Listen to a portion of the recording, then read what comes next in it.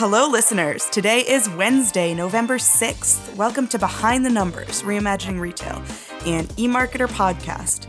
This is the show where we talk about how retail collides with every part of our lives. I'm your host, Sara Lebow. Today's episode topic is a check-in on commerce media.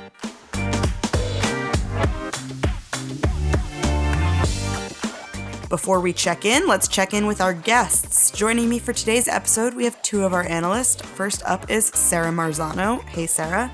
Hi, Sarah. Thanks for having me. Thanks for being here. Also here is Arielle Feger. Hey, Arielle.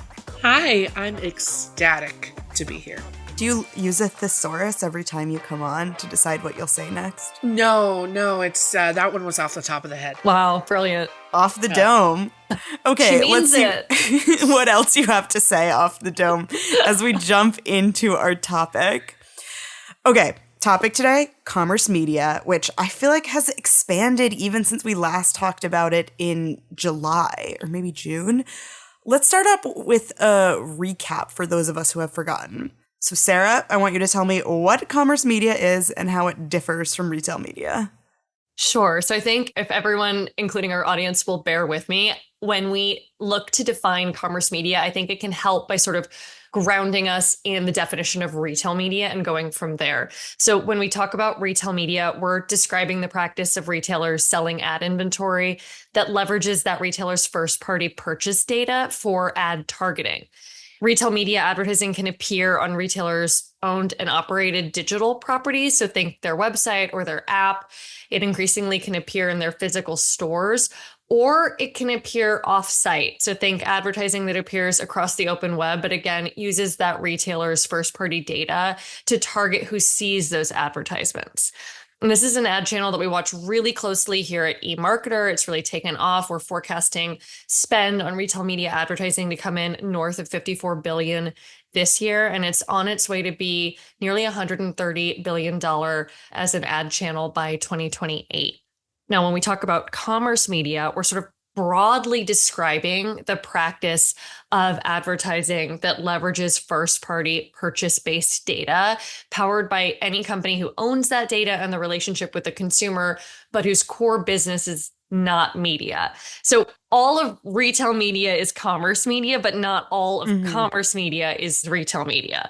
I'll stop talking in a second, but I think what's helpful for like sort of rounding this out and bringing it to life is to name some of the specific examples over the past 12 months that we've seen in terms of commerce media network launches. So we've seen companies from United Airlines to PayPal and JP Morgan and Chase, all among those who have announced commerce media network launches over the past 12 months. And with that, we've seen some distinct cohorts emerge, financial media networks and travel media networks. Okay, so the Michael Scott explained this to me like I'm 5 years old of this. That was it. That was it? Oh, very smart 5-year-old. Would be that commerce media uses first-party purchase data to target ads. We've been focused on retail media, which is retailers doing that. Now we're focusing more on the other players doing that. You mentioned airlines, other travel retailers. Heard also about gyms. Planet Fitness is one of them. Are there any other industries that are also captured within commerce media? Yeah, I mean, I think there's other sort of companies from other verticals that have sort of announced. You mentioned gyms, you mentioned Planet Fitness. Cars.com announced a commerce media network. I think it was late last year or early this year.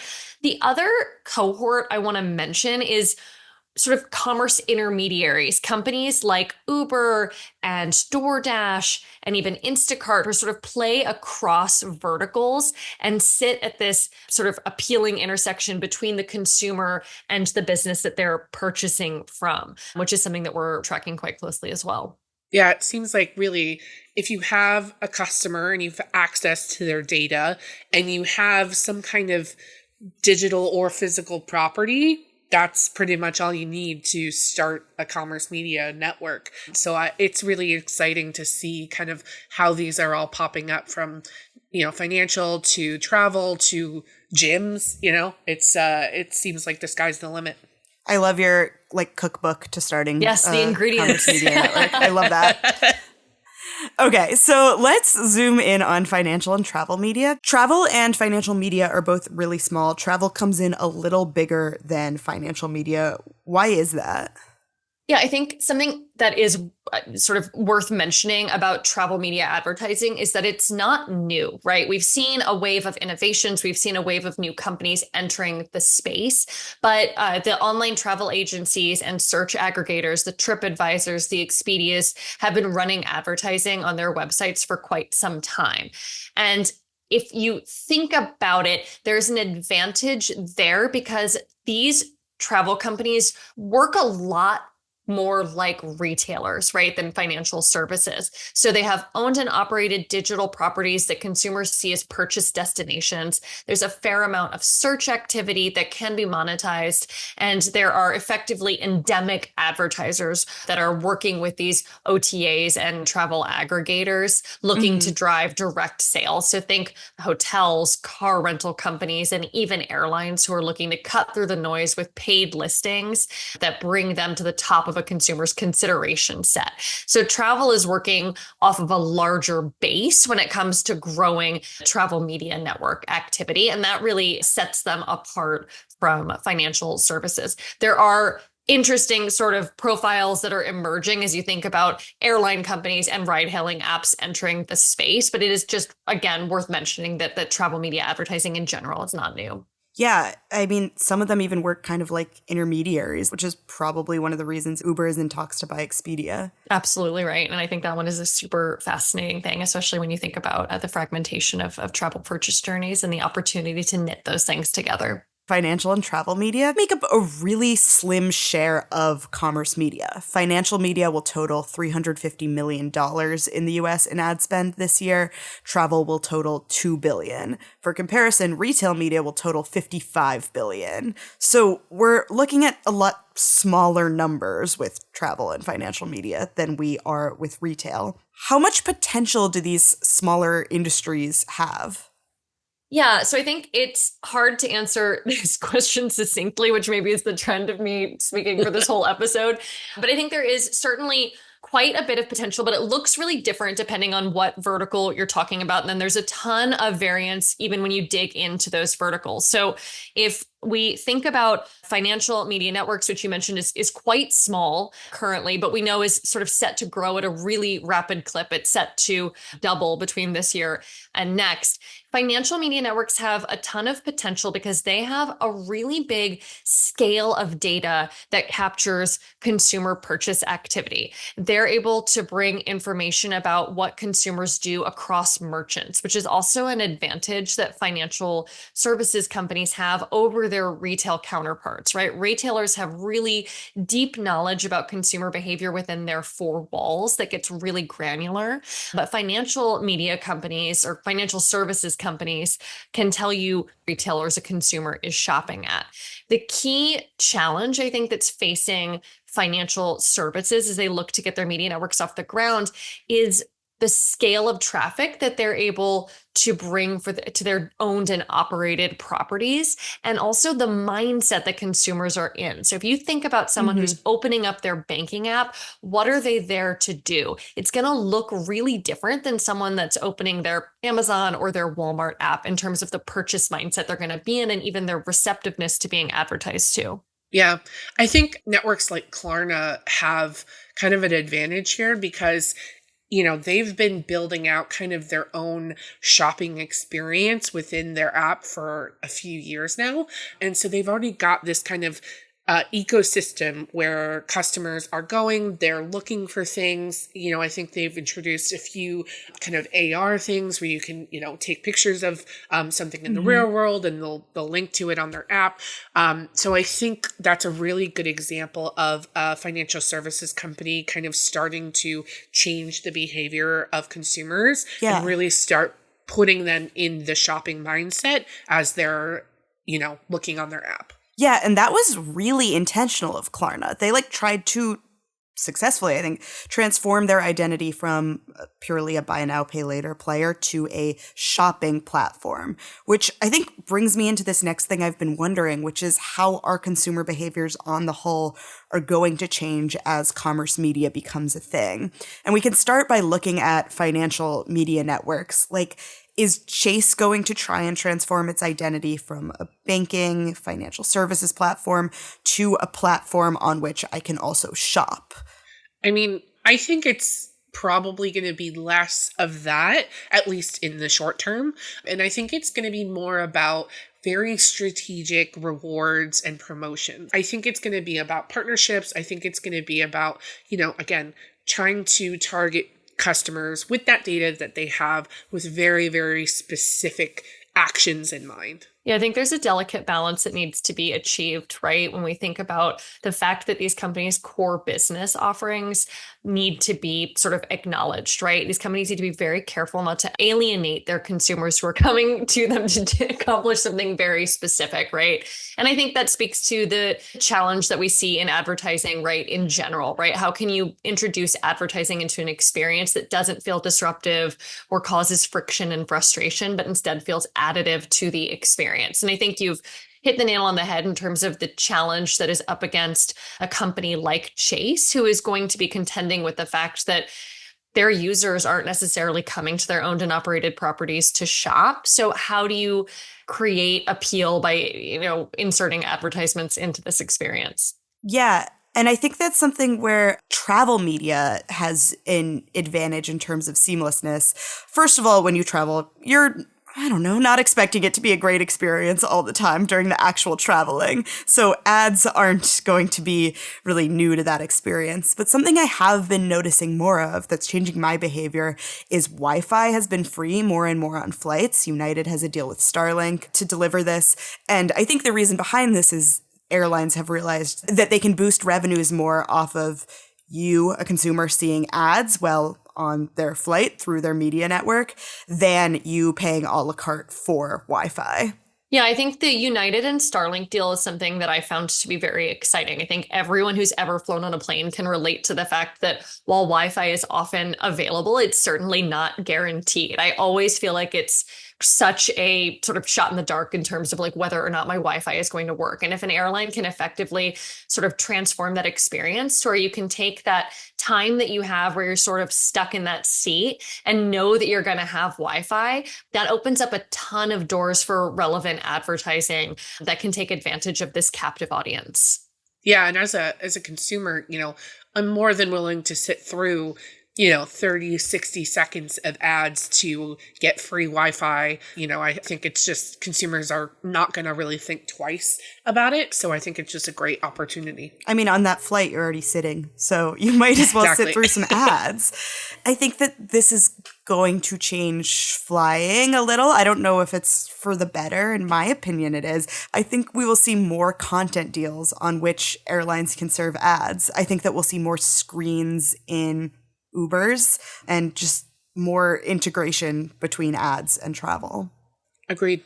United is definitely the company that I'm watching right now. I was at New York City Advertising Week last month, I think, and they were all over the place. They were certainly trying to get their name and their product out there as a very new ad network, and I think they were succeeding. I mean, they really went from 0 to 100 in very little time in building that ad network. Yeah, I agree. I feel like it went from, United's introducing a media network to, they're everywhere now and they're partnering with everyone. So I agree that they're definitely one to watch out for.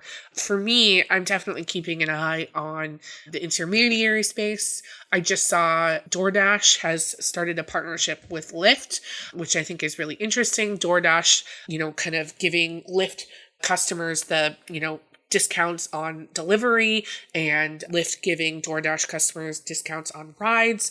I think that's just a wonderful partnership and great data sharing opportunity, right? DoorDash doesn't have the location data that Lyft does, and Lyft needs the kind of more, restaurant, grocery delivery data that DoorDash has. So I think that's just going to really strengthen both of their ad networks. Yeah, I completely agree with you. I think one of the things that I come back to often when I think about the travel media opportunity is just how fragmented travel purchase journeys are in Mm. general, and all of the opportunity that will be opened up with creative and innovative partnerships. If you think about the fact that DoorDash has access to these really hyper localized markets, and then Lyft has information on where customers are going to be, if you think about knitting all of those pieces together, there's a lot of opportunity. DoorDash Lyft feels to me like the Venus Sports of intermediaries. And if that reference is too in the weeds of the advertising world, what I mean by that is Venus Sports, Venus Sports, I don't know if we have a pronunciation agreement on it, is that sports network that a bunch of Amazon companies are trying to get off the ground as a package between them to watch sports on, to stay competitive against Amazon as they enter sports. DoorDash and Lyft, I think you might see as competitors. They are both intermediaries, but Uber is the big player in this space. So is Instacart. And so it makes sense that these two businesses with different but similar models would be partnering. Agreed. Sara, do you have a company that you are watching right now? Yeah, I am going to be watching PayPal quite closely. So in May, PayPal brought in Mark Grether to run its ads business. He was previously the VP of Uber advertising, and he gets a ton of credit for the way he built and really rapidly accelerated Uber's ad business.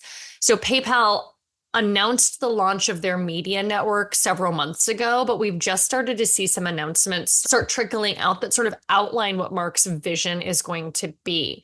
So some of the things that stood out to me from their recent announcements, or specifically one of the things that stood out to me, is that starting next year, PayPal is going to sell ads on the websites of merchants who leverage their payments technology. And their announcement outlined two examples of how this could work. First is as an iteration of non-endemic advertisements. So think an ad for an advertiser who is promoting a product that's not for sale at that retailer that might appear on a post-purchase confirmation page, somewhere quote unquote safe where it's not going to interrupt the purchase journey. And for me, this really emulates some of the offerings that we see from Rocked and Fluent within the non-endemic digital advertising space. But the second is going to be selling ads directly to brands who are sold at multiple retailers as a lever for increasing that brand's share of sales at a particular retailer. And in this case, I imagine the brand gets the benefit of PayPal's visibility and across merchant purchase behavior, while I presume the retailer will get a cut of the ad revenue. And for me, this is really fascinating because it sort of directly addresses some of the limitations that we were discussing earlier in the episode that financial services companies are facing. So thinking through the limitations of advertising solely on owned and operated channels where you might not have the traffic, or if you do have the traffic, it's not as purchase oriented as it would be on a retailer's website, while making great use of the distinct advantage that a financial services company has, which is that cross-merchant data. So does this look like Skechers, for example, that wants to advertise at a Foot Locker and a DSW, buying ads from PayPal directly so they can place ads on both of those sites without going through another party? Yeah, absolutely. And I think it's going to be a matter of where they want to. I think there's some interesting inventory implications, right? Depending on where they want to increase their visibility, or some location specific implications as well. Just being able to get really strategic about where they're boosting sales at which retailer and when. And again, being able to leverage the data that PayPal is able to bring about a particular consumer who's going to see that ad and how sales are looking from a cross retailer perspective. PayPal owns Venmo. Venmo has so much data. I wonder if in the future we're going to see PayPal do anything with Venmo, serving ads on Venmo, serving ads through data on Venmo, finding ways to codify the different emojis people put in their Venmo payments as descriptions of what they are buying to get actual insights from it. I feel like that's maybe more of like a 5 years down the road thing, but I think it's possible. I think it's possible too. Ads on Venmo, is that my hot take? Does Venmo have ads already? I don't know. I don't think so. I don't think so either. I think PayPal is absolutely going to be considering what they can do to activate on the data that they have thanks to their visibility into Venmo. Kind of a top line thought tying this all together. Love that. We've talked. Please, thank you. Give it to me. We talked a little bit about kind of the different strengths and weaknesses of, the different networks, right? Financial networks really don't have the kind of consumer behavior part locked down. Retail media networks don't necessarily have the, they're really kind of stuck within their four walls. I think, this is my very loose prediction. Yes. That these are all going to start to kind of form a patchwork of, ad strategy, right? We're going to see brands kind of dipping their toes in here, dipping their toes in there to really, like Sara said, kind of be able to maximize the effectiveness of each of those networks. So I'm really excited to see how this all starts to pan out. I think you're definitely right. And I think that what we'll see more of also is more and more CTV integration, which is a whole conversation that we don't have time for right now. But when we're talking about Planet Fitness, when we're talking about United, when we're talking about places that people are watching TVs, even at gas stations, you're going to see companies like Netflix wanting to make deals so that their content can be exclusively available in certain places. Those will also be deals that have to do with ads and data. You're going to see companies like TikTok finding ways to serve their content at gas stations, where we're going to see everything sort of merge together. It's all becoming one. Okay, that is all we have time for today. So thank you so much for being here. Thank you, Sara. Thanks so much for having me. Thank you, Arielle. Thank you. Thank you to Victoria, who edits the podcast and travels all the way from New Jersey to do it. Does that make sense? Because, travel? Sure, yeah. We'll be back next Wednesday with another episode of Reimagining Retail, an EMARKETER podcast. And tomorrow, join Marcus for another episode of the Behind the Numbers Daily.